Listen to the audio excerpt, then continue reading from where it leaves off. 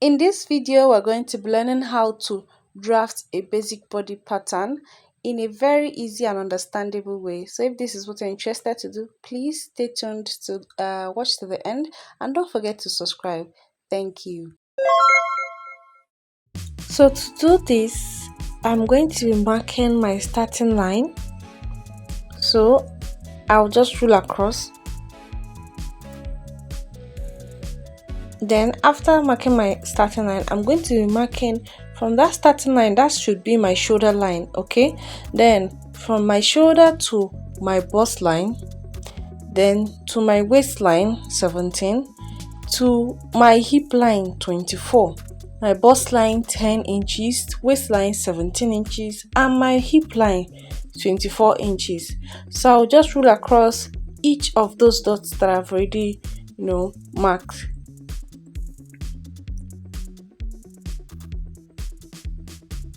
So after this, I'll go ahead and then tag it. This is my bust line and my waistline, and then my hip line. I'm just tagging it so that we don't get confused along the line, okay? So from this point, this is the center front, this place that has two fold. I'm going to be marking out my bust measurement, and my bust measurement is 40 divided by 4. I marked 10. Okay, now around this my waist measurement, I am going to be adding 1 inch, and this is for my dart. Okay, so my waist measurement is 8.5 plus 1 inch. I'll be marking 9.5. I will show you why I marked 9.5 here at that point. So for my hip measurement, I'll just mark my hip measurement also, and then let's continue. So I'm going to connect these lines, the 3 of them. I'm going to be connecting it with my, you can even use a curve, okay, but at this point I'll use a rule so you understand some of the rudiments. So why I'm using this rule is to show you that at some point, okay, look at how sharp the edge of this point is. You have to make sure that it's curvy, although it's not too sharp, but there are some that you will do when you mark them according to your body measurement, it becomes very sharp. So please ensure that it's not too sharp, okay? So this is my nipple to nipple measurement, okay? Ensure that you measure out your own nipple to nipple measurement. Me, I'm using 5 inches for my nipple to nipple measurement, and I'll make sure that I rule it from the top to bottom. I will tell you why I'm ruling it from the top. So that's from my bust line to my waistline. It's not because our measurement is going to start from there, okay? Now after this, I'll go at that waistline. I will shear 1 inch between the lines. That means I'm going to be using ½ inch on this side and then ½ inch on this other side, okay? Just half inch, and that will give us 1 inch. Now at this lower part, I'm going to be coming up by 2 inches, okay? 2 inches for this side. I will mark these 2 inches on this line because I'm going to be connecting these half inches to this 2 inches. Then at this part, the bust line, I'll come down by 1 inch. This is also important. I'm going to be connecting these lines to each other, okay? So let's just connect the lines now.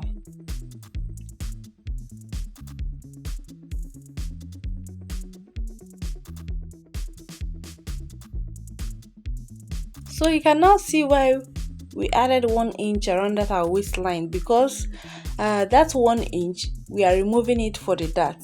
I hope this is clear. This 1 inch that we added when we are marking the waist measurement, as per the side measurement, we added 1 inch, okay? That was not for allowance, that was for our dart. So now you can see why we added it around that waistline. Now we're going to go ahead to face the upper part. Now around the center front, I'll be marking my neck width. My neck width is 3 inches. I'm just using the standard, and then I'll use the neck width of 3 inches, and then neck depth of 5 inches. This neck measurement can vary with style. It depends on the style your client wants or your customer wants, so it varies. Another thing is that we're going to be measuring from this edge for this from this pointed part upward. Okay, what I have is 5.5. I'm going to be dividing 5.5 by 3, and then whatever I have, I'm going to show you. Okay, I have 1 point something. I'll mark that 1 point here at this point, so that I will know exactly where my curve will start from. Okay, so like this now, I've placed my curve on top of this sheet. It was just easy for me to curve it. So next, I'm measuring my shoulder. My shoulder is 16 divided by 2 is 8. So I marked 8 at this point. Now at this point where I marked 8, I will come down by 1 inch. This is for my shoulder slant. Okay, I will come down by 1 inch and mark my shoulder slant. But to get our armhole curve, okay, let me mark the 1 inch first. This is 1 inch, and then I'll connect it to this point. Alright, now it's remaining to connect our shoulder slant. Our shoulder slant is your bust measurement divided by 6. So when I did mine, it was 8.2.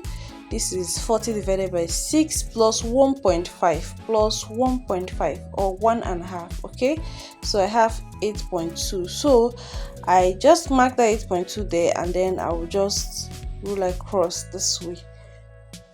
Now I'm going to get the midpoint of 8.2. That's dividing 8.2 into 2. Okay, now whatever you have, 8.2 into 2, then I'm going to be marking this 4.1 here. I'll mark it here.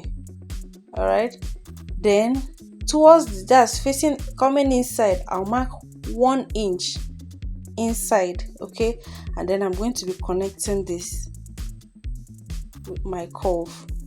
Now I want to make sure that these 3 points are connected, the upper part, the points where I have 1 inch, and this other side. So I'll just connect this way. And this armhole is for the front, please. Now if you want to cut the back, I'll still show you how to curve the back.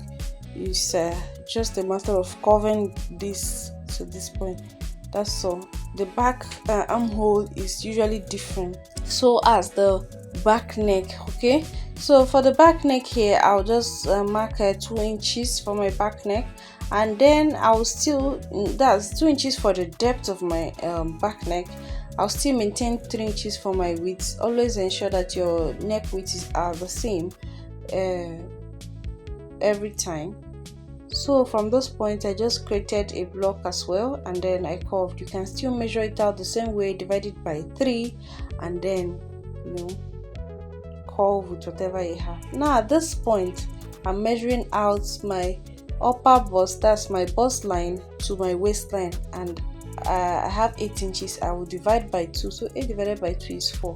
I marked 4. Now I'll connect with the line to this point.